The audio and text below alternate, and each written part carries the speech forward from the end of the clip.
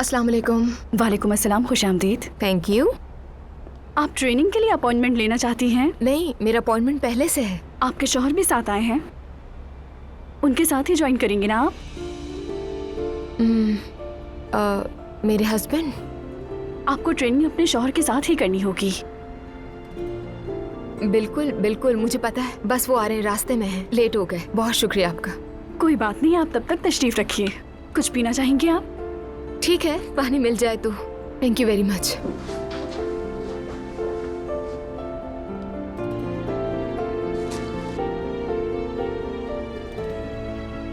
ये तो फंस गई मैं।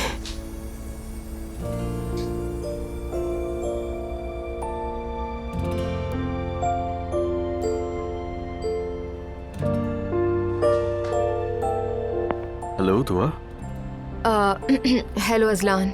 क्या हुआ मेरी जान, सब ठीक तो है ना? हाँ हाँ, सब खैरियत है, परेशान नहीं हो। मैं परेशान हो गया तो तुमने अचानक कॉल की तो। अजलान, मैं एक एजुकेशन सेंटर में उस वक्त। इस ट्रेनिंग में तुम्हारी शिरकत भी लाजमी है। एजुकेशन सेंटर मतलब? हाँ, प्रेगनेंसी ट्रेनिंग प्रोग्राम। और इसमें कपल्स को एक साथ बुलाया जाता है।